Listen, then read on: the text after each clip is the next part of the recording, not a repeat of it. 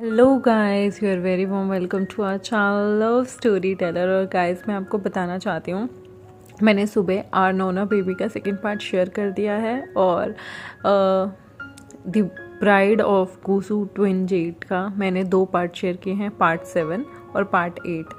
अगर आप चाहेंगे तो उसका एक स्पेशल पार्ट मैं बना दूंगी। और किसी ने मुझसे पूछा था कि इमॉर्टैलिटी जो सीरीज़ आएगी उसकी नॉवल कौन सी है, तो मैं बता दूं उसकी नॉवल है the husky with white cat Shizun, जिसको मैंने ट्रांसलेट करके अपने चैनल पे चलाया है, जिसका नाम है my pervert Shizun, sorry my pervert student. तो आई होप आपको वो मिल जाएगी, इसी चैनल पे मैंने चलाई है लव स्टोरी टेलर पे। तो अगर आप उसे सुनने में इंटरेस्टेड है तो आप उसे सुन सकते हैं। Thank you. चलिए, आज का जो हमारा आर साइलेंट लव का एपिसोड है, यानी कि वांगशन फैन फिक्शन का, उसे शुरू करते हैं। आपने देखा था लास्ट टाइम विंग को हक करके वांगजी सो जाता है, लेकिन सोते सोते ना विंग करवट लेता है और जब वो सो रहा होता है तो अचानक से वो अपना एक हाथ वांगजी की गर्दन पे जोर से रख देता है। वांगजी की एकदम से नींद खुलती है और वह देखता है विंग ने उसकी गर्दन पे बहुत तेज से अपना हाथ रखा हुआ है। तभी विंग गोल गोल घूमते हुए उसके सपने में ऐसा लग रहा था जैसे वो कोई पबजी खेल रहा हो या फिर उसके वॉर कमांडर चल रही हो, और एकदम से वो अपनी टांग उठाता है और वो वांगजी के ऐसी जगह अपनी टांग रख देता है जहाँ वांगजी को सांस ही नहीं आती। जी हाँ, वांगजी के जो प्राइवेट पार्ट होता है उस पर देकर वो ज़ोर से टांग मार देता है, जिससे वांगजी की चीखें पूरे लैन हाउस में गूंज रही होती हैं और वहाँ पर सारे जाग जाते हैं। और एकदम से विंग भी, जो कि वहाँ पर आराम से अपने सपनों में खोया हुआ था, वो भी उठ जाता है और वांगजी से पूछता है क्या हुआ। वांगजी की तो जैसे सांसें ही फूल गई थी। हालांकि विंग ने कोई इतनी तेज़ नहीं मारा था, लेकिन कुछ चीज़ें बहुत ज़्यादा सेंसिटिव होती हैं। और विंग की इस हरकत के बाद वांगजी को तो जैसे सांस भी नहीं आ रही थी, उसकी आंखें एकदम बटन बन के बाहर आने वाली थी और वो जैसे सांस ही नहीं ले पा रहा था। उसके मुंह में ऐसा लग रहा था जैसे किसी ने गर्म सीटी दे दी हो। वो एकदम लाल पीला हो जाता है। तभी विंग देखता है कि उसकी टांग कहाँ है और वो अपने मुंह पे हाथ रख के हो बोलते हैं, मतलब वो बोल नहीं सकता था बट ऐसे एक्शन करता है। और वो समझ आता है क्या हुआ है वांगजी को। वो वांगजी को एकदम पैनिक होते हुए पकड़ता है और कहता है लंजा लंजा, आई एम सॉरी, मेरा मेरा ऐसा कोई इरादा नहीं था। लेकिन लंजा तो बेचारा अपने दर्द से ही करा रहा था। उसे बहुत अफसोस होता है कि वो विंग के साथ अपने लालच में ऐसे क्यों हक करके सोया। उसे पता नहीं था कि उसे इतना बड़ा हर्जाना भुगतना पड़ सकता है विंग को हक करके सोने का। तो वो वैसे भी अपने परवर्ट ख्यालों में कहीं ना कहीं गुम था। और जब विंग ने उसे एकदम मज़े से जो लात मारी, जो किक मारी थी, वो लंजा को बहुत बुरी तरह से आके लगती है। तब लेंचिचन और लेंचरन भी वहाँ जाते हैं और भागा भागा लेंचुजुई भी कि आखिर उसके भाई को क्या हुआ है। वांगजी, जो कि वहाँ मोशनलेस लेटा हुआ था, वो अपनी जगह को चुपचाप अपने हाथों के बीच में रख के बहुत बुरी तरह से करा रहा होता है। तभी वो सारे के सारे हैरान होते हैं कि एक बेड पे विभूषण और लवांगजी कैसे सो रहे हैं। तभी वो लवांगजी से पूछते हैं, जो कि कुछ बताने की हालत में तो था नहीं, और वो विभूषण से पूछते हैं। तभी लेंशुजुई जो है वो कहता है क्या हुआ है ब्रदर को, क्या ब्रदर ने तुम्हारे साथ ज़बरदस्ती करने की कोशिश की? मैं ब्रदर को छोड़ूंगा नहीं। बताओ विंग, कहीं ब्रदर ने तुम्हारे साथ कुछ किया तो नहीं? वो आके विंग को चेक करने लगता है। विंग, जो कि बहुत क्यूट सा था, वो मतलब बुद्धुओं की तरह उसे देख रहा होता है। और जो हमारा शिजुई होता है वो विंग को जैसे ही चेक कर रहा होता है, विंग इशारों में हंसते हुए उसे बताता है नहीं ऐसा कुछ नहीं हुआ, मैं सपना देख रहा था और गलती से मेरा पैर तुम्हारे भैया की ऐसी जगह लग गया जहाँ पर तुम्हारे भैया अभी तक जोर से चिल्ला रहे थे। शिजुई वो चीज़ समझ आता है और वो कहता है ओह, ये तो बहुत दर्दनाक हुआ। ओह शिट, ब्रदर आप ठीक तो है ना? विंग भी उससे पूछता है। और ये बात सुनने के बाद लेंचिचन और लेंचरन के थोड़े से चेहरे पे स्माइल आ जाती है और वो पूछते हैं वांगजी तुम ठीक हो ना? वांगजी कहता है मुझे नहीं लगता मैं फ्यूचर में बाप बन पाऊँगा।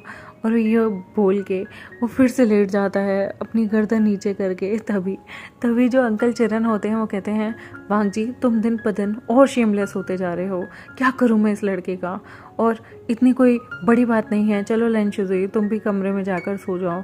और लेंशिचन तुम भी जाकर सो जाओ, कम से कम 1 घंटा तो हम अपनी नींद पूरी करें, इस लड़के ने हमें बहुत तंग कर रखा है। और वो सारे के सारे लवांगजी को वहाँ दर्द में छोड़ के भाग जाते हैं। लवांगजी जो मन में सोच रहा होता है क्या ये मेरे ही घर वाले हैं, मुझे दर्द में छोड़ के भाग गए। तभी विंग जो है इनोसेंटली वांगजी को देखता है और कहता है क्या तुम्हें ज़्यादा चोट लगी है, क्या मैं दवाई लगा दूँ। वांगजी सोचता है विंग तुम इतने डम कैसे हो सकते हो, ऐसी जगह कौन सी दवाई लगाई जाती है, और तुम मुझे यहाँ कैसे दवाई लगा सकते हो। वो मन में ये चीज़ें सोच ही रहा होता है लेकिन वो कुछ बोलता नहीं है।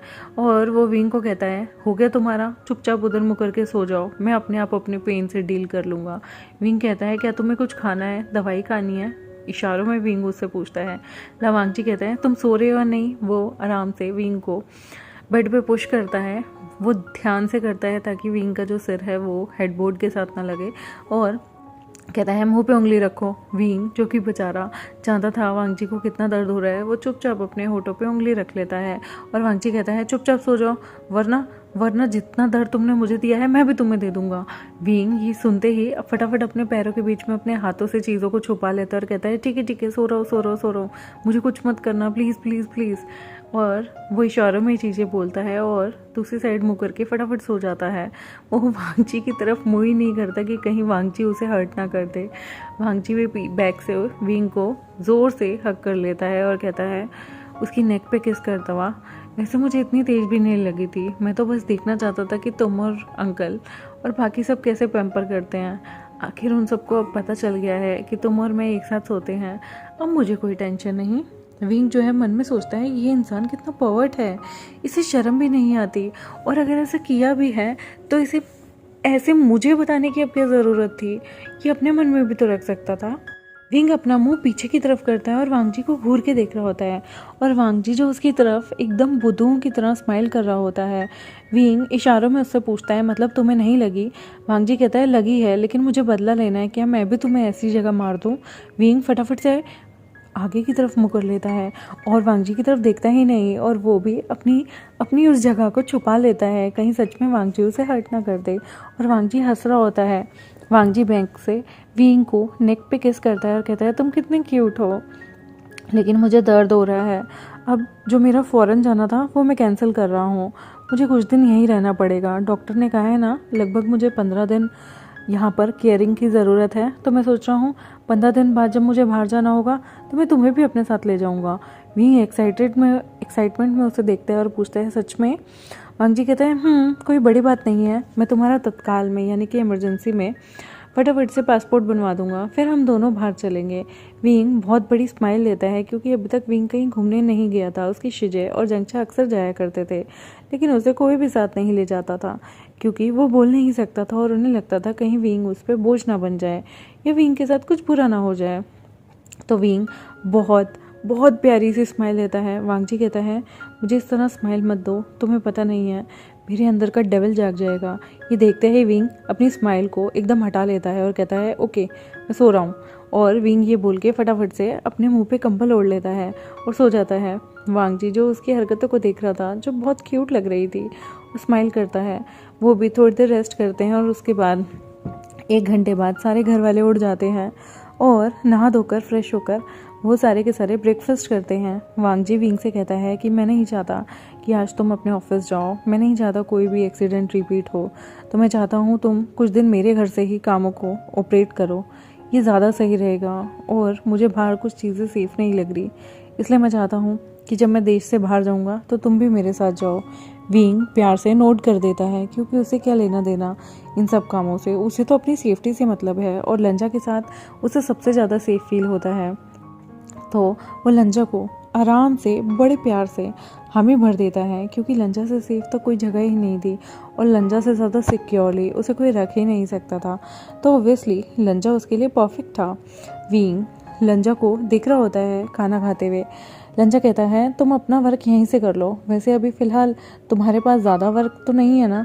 तो विंग कहता है नहीं, थोड़ा बहुत वर्क है, बट मेरे काम का सामान तो मेरे ऑफिस में है। तो लंजा कहता है कोई बात नहीं, मैं तुम्हारा सामान जो भी काम का है वो मंगवा दूंगा।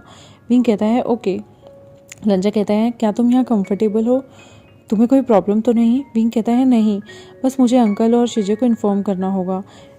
तो लंजा कहता है कोई बात नहीं, तुम उन्हें इन्फॉर्म कर दो और तुम उन्हें बता दो कि किसी काम के सिलसिले में तुम कुछ दिन के लिए बाहर जा रहे हो, इसलिए इसलिए तुम यहाँ पर झूठ बोल के रुक सकते हो। विंग कहता है पर मुझे नहीं पता कि अंकल आंटी मुझे बाहर जाने देंगे या नहीं। लंजा कहता है ओफो, कब तक बच्चों की तरह उनसे परमिशन लोगे, अब उन्हें ऑर्डर दो कि तुम जा रहे हो, मुझे पता है वो इतना ज़्यादा बॉदर नहीं होंगे तुम्हारे कहीं जाने से। और विंग जो है वो ऐसे ही करता है। अंकल जियांग उससे नॉर्मल चीज़ें पूछते हैं कि वो कहाँ किसके साथ जा रहा है, और वो वांगजी का नंबर जो है वो दे देता है, लेकिन उसमें लवांगजी नहीं लिखा होता।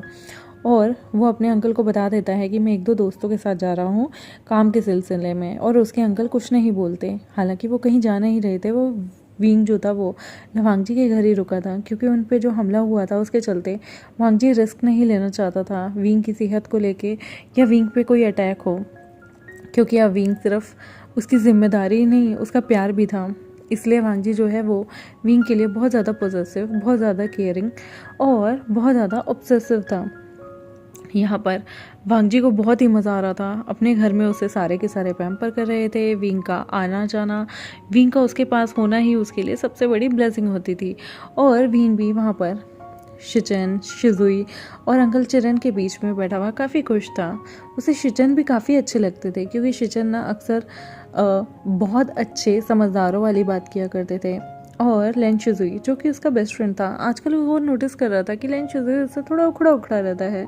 तभी वो शिजुई से पूछता है कि तुम्हें क्या हुआ है। शिजुई कुछ नहीं बोलता और कहता है कुछ नहीं, मैं तो ठीक हूँ।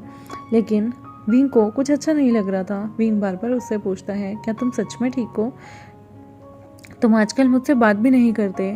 शिजुई को लगता है कि उसके वन साइडेड लव की वजह से उसे विंग के साथ इतना रूखा बर्ताव नहीं करना चाहिए, क्योंकि प्यार या अफेक्शन जो था वो शिजुई की तरफ से था। विंग ने तो उसे कभी नहीं कुछ कहा था और विंग ने तो कभी उसे कुछ फोर्स नहीं किया था, तो उसे विंग के साथ ऐसा बर्ताव नहीं रखना चाहिए। तो शिजुई एक स्माइल करता है और बोलता है नहीं, मैं बिल्कुल ठीक हूँ और मैं बहुत अच्छा हूँ, बस तुम्हें यहाँ देखा तो वैसे मेरी तबीयत ठीक नहीं थी, इसलिए मैं तुम्हें अच्छे से बात कर नहीं पाया। विंग जो है वो स्माइल करता है और पूछता है तुम्हारी तबीयत कैसी है। विंग ये सारी चीज़ें गाइस इशारों में ही पूछा करता था, क्योंकि वो बोल नहीं सकता था। तो शिजुई कहता है मेरी तबीयत पहले से बेटर है। शिजुई नहीं बताना चाहता था विंग को कि वो कितना ज़्यादा लव सिकनेस से गुजर रहा है, और जब जब वो अपने ब्रदर को विंग के साथ देखता है तो उसके दिल पे कितनी छुरियाँ जो हैं चुभती हैं। लेकिन अचानक से वहाँ पर उस दिन जिंगी फिर से घर में उनके आ जाता है। जिंगी जैसे घर में आता है वो वहाँ पर विंग को देखता है। वो विंग को देख के थोड़ा सरप्राइज होता है, लेकिन तभी वो उसके साथ बैठे लवांगजी को देखता है, जिसने पॉजिटिवली उसका हाथ पकड़ा हुआ था। तो यहाँ पर जिंगी को थोड़ी सी रिलीफ मिलती है कि जो उसका प्यार है ना शिजुई, वो उसे कोई नहीं छीनेगा।